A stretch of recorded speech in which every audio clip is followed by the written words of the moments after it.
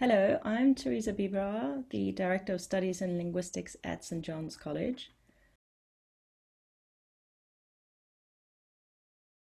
Linguistics is not the kind of subject that you can study at school, at least not in its full breadth, so I'll just start by saying a few words about what kind of subject linguistics is. It's an incredibly diverse subject which really covers the entire spectrum of the arts and the humanities. So you can call yourself a linguist if you are interested in what is effectively sound physics, which is often applied in areas like, for example, forensic linguistics. Or if you're interested in discovering how machines can replicate and synthesize human speech, for example, the kind of thing you're already familiar with via Alexa and Siri, which the development involved many linguists. Or if you're interested in reconstructing how languages that are no longer spoken or for which we do not have written records, what these would have looked like. Or if you're interested in how we acquire language, or maybe how we acquire multiple languages. All of these things fall under the umbrella of linguistics. And the Cambridge course is actually structured in such a way that you get an opportunity in the first year to discover what sort of the range of areas that linguistics covers. So we've got 4 introductory papers, which first of all allow you to discover what the nuts and bolts of language really are. So we have courses which will introduce you to the fantastic range of sounds that the world's languages make use of, and then how they combine them to form words of varying sizes. Some languages have really short words and others really long ones. And then you learn about how those words can be put together so that languages actually end up having very odd word order variations cross-linguistically. And you learn also how we use these units to express meaning in different ways, more and less directly. Also, we have papers which introduce you to the idea of language in different contexts. So we think about language in relation to society and how you might use it to reflect different aspects of your personality, your age, where you come from, etc., etc. So sociolinguistics. We also have components which focus on psycholinguistics, so language in the brain essentially. And also we look at language acquisition.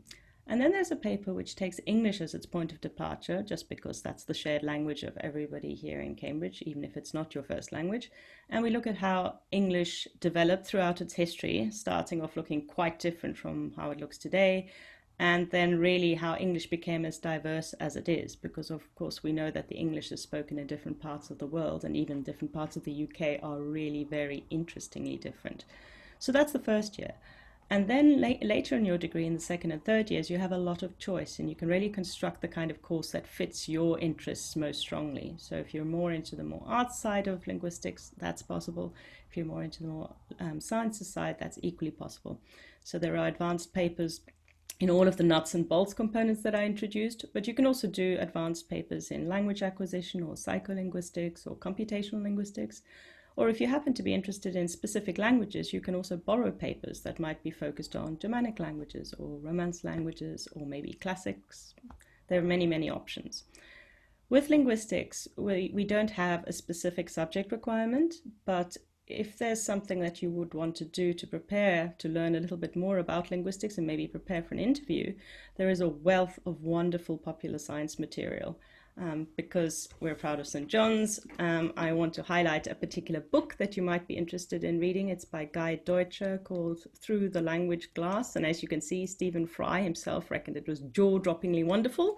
But actually, it turns out there are many jaw-droppingly wonderful things out there for linguistics. Some of them are books, but there are also blogs. There are many wonderful videos. So there are lots of ways to find out about this subject. So I hope if this sounds interesting that you will go and follow up. If anybody is interested in finding out more about linguistics at St. John's, I'm very happy to be contacted. Thank you.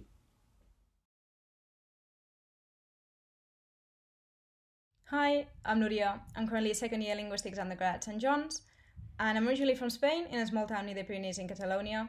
And well, first of all, thank you very much for clicking on this video and being interested in linguistics, and I really hope you find it useful.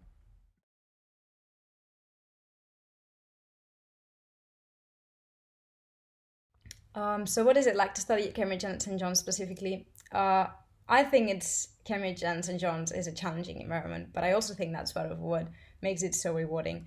You get really exciting and interesting opportunities both academically and personally, and I also find it very inspiring to see so many other linguists in my year who also share the same interest for languages and linguistics. and it's obviously a great environment to work in. And you've got lots of social opportunities as well, so you can join societies and clubs specific to your hobbies. There are quite a few societies based on languages, and so there's never a shortage of things that you can do here. Studying linguistics at St. John's is also really nice. Our Director of Studies, also called DOS, is based at John's, and some of our supervisions take place at college. The library is really well stocked, and I've always found all of the books I need here.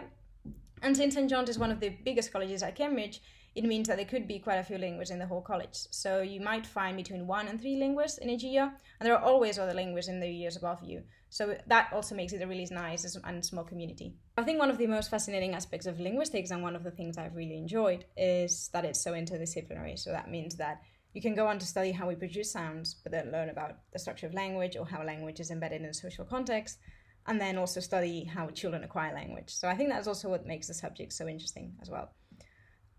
So one of the things that initially drew me to the subject when I was applying was that I realized that what I was really interested in was learning about how the structure of language works. So language also understood as a human faculty and what we all have in common in order to mutually comprehend each other, as I'm now speaking to you, for example. So what I'm really interested in as well is seeing how that is all structured in the mind, for example, how language works in the mind.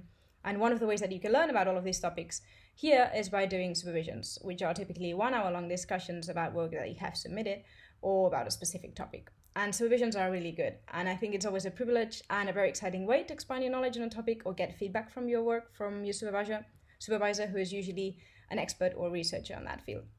And it is, of course, natural to feel a bit nervous or intimidated about supervisions or think that you're underprepared or don't know anything about something when you start your course here, which is actually something I was quite scared of last year when I started. But there's nothing to worry about in that respect. Linguistics is taught from scratch, so you're not expected to have any prior knowledge on anything aside from an interest on the subject, of course. And in the end, supervisions are a friendly discussion and a chance for you to learn more about a topic with other linguists and your supervisor. So it's a fantastic opportunity to ask questions and steer the discussion, as well as see what your other supervision partners have to say on a specific topic and maybe gain different perspectives on that as well. And you'll also get feedback on essays and later questions that you have done. So that's also really useful to see what you need to improve on, what you can learn more about, or maybe if you want to do further reading on something that you're really interested in. And as I said at the beginning, there really is lots to explore. And there are other things that you can do which are outside of lectures and supervisions. So for example, you can learn languages at the Language Centre. You can go to talks organized at Cambridge. So for example, the Linguistics Society organizes various talks throughout the year, which are always really interesting. And you can also participate in events which can or do not need to be related to language specifically. But for example, in January, I joined a hackathon on natural language processing and specifically fact-checking, so teaching a computer to understand which statements are true and which statements are false. And I found it really interesting to learn more about what challenges one might face when it comes to verifying facts online. And it's obviously a great opportunity to apply your linguistic knowledge and what you've learned in linguistics to real-world problems as well.